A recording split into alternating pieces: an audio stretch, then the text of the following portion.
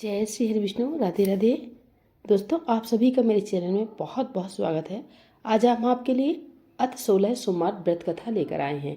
एक समय श्री महादेव जी पार्वती जी सहित मृत्युलोक में भ्रमण करते हुए अमरावती नगरी में आए। वहां के राजा ने बहुत विशाल और सुंदर शिव जी का मंदिर बनवाया था।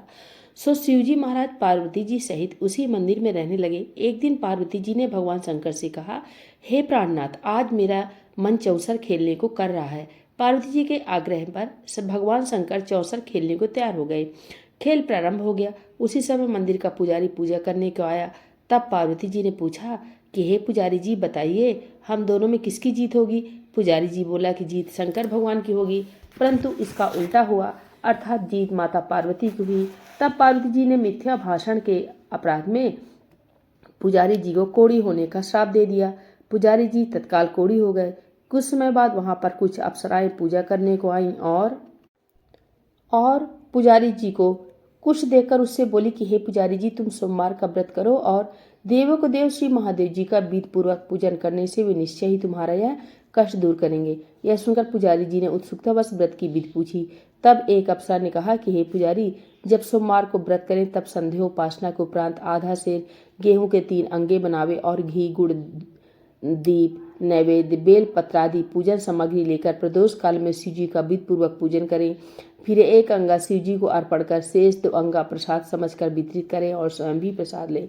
इस विधि से 16 सोमवार करने के पश्चात 17वें सोमवार को पाव भर गेहूं के आटे की बाटी का चूरमा बना भोग लगाकर बांट दें। फिर सुकुटुम्ब प्रसाद ग्रहण करें। ऐसा करने से भगवान शंकर प्रसन्न होकर तुम्हारे सभी मनोरथ पूर्ण करेंगे। यह सब विधि विधान बताकर अप्सराएं स्वर्ग को चली गईं। पुजारी यथाविधि 16 सोमवार का व्रत कर रोग मुक्त हो गया और नियमित पूजा करने लगा। कुछ समय बाद श्री शंकर फिर आए। पुजारी को देखकर पार्वती जी पे रोग मुक्त होने का कारण पूछा। तब पुजारी जी ने सब कुछ बता दिया, जिसको सुनकर पार्वती जी ने भी यह व्रत किया। फलस्वरूप अप्सर कार्तिकेय जी माता के आज्ञाकारी हुए। तब कार्तिकेय जी ने भी पार्वती जी से पूछा कि क्या कारण है जो मेरा मन आपके चरणों में लगा। पार्वती जी ने ही व्रत बतलाया। तब कार्तिकेय जी ने भी व्रत किया। फलस्वरूप उनका बिछड़ा हुआ मित्र मिला। उसने भी कारण पूछा। कार्तिकेय जी के बताने पर अपने विवाह की इच्छा से दोस्त ने भी यथाविधि व्रत किया। फलतः वह विदेश गया। वहां के राजा की कन्या का स्वयंवर था। राजा का प्रण था कि हाथनी जिसको जयमाला पहना देगी उसके साथ ही अपनी कन्या का विवाह करूंगा। अतः वह ब्राह्मण भी स्वयंवर देखने की इच्छा से एक ओर जा बैठा। हाथनी ने चारों ओर घूमकर अंत में उसी को माला पहनाई। बड़ी धूमधाम से विवाह संपन्न हुआ। सुंदर कन्या पाकर वह सुखपूर्वक रहने लगा।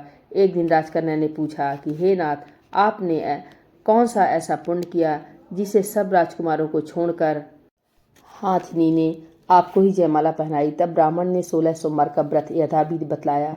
अपने पद से सुनकर राजकन्या ने भी सत्पुत्र प्राप्ति के लिए यह व्रत किया और सर्वगुण संपन्न पुत्र प्राप्त किया। पुत्र ने बड़ा होने पर माता से पूछा कि किस पुण्य के प्रताप से मेरी प्राप्ति आपको हुई।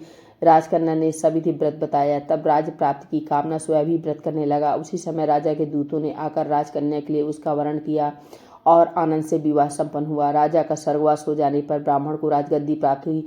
फिर भी वह इस व्रत को करता रहा। एक दिन उसने अपनी पत्नी से पूजन सामग्री लेकर मंदिर में चलने को कहा, परंतु उसने दासियों द्वारा सामग्री मंदिर में भिजवा दी। तब राजा ने पूजन समाप्त किया तो उसी समय आकाशवाणी हुई कि तू इस पत्नी को घर से निकाल दे, नहीं तो तेरा सर्वनाश हो जाएगा।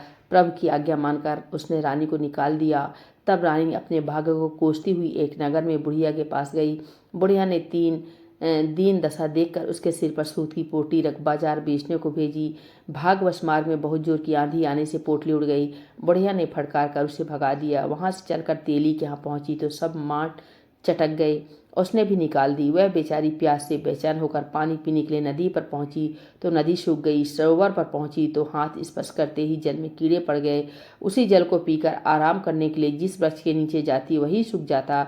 वन और सरोवर की यह दशा देख ग्वाले इसे गुसाई के पास ले गए। उसे देखकर गुसाई जी समझ गए कि अबला आपत्ति की मारी हुई है।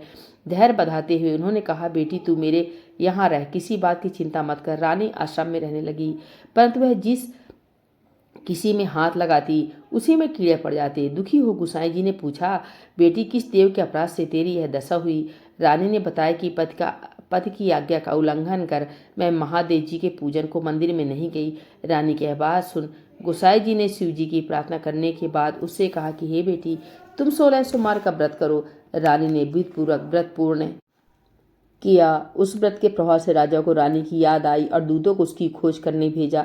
आश्रम में रानी को देखकर दूतों ने राजा को रानी का पता बताया। राजा ने गोसाई जी से जाकर कहा कि महाराज, यह मेरी पत्नी है। शिव जी के रुष्ट होने से मैंने इसका परित्याग किया था। शिव जी कृपा से मैं इसे लेने आया हूँ।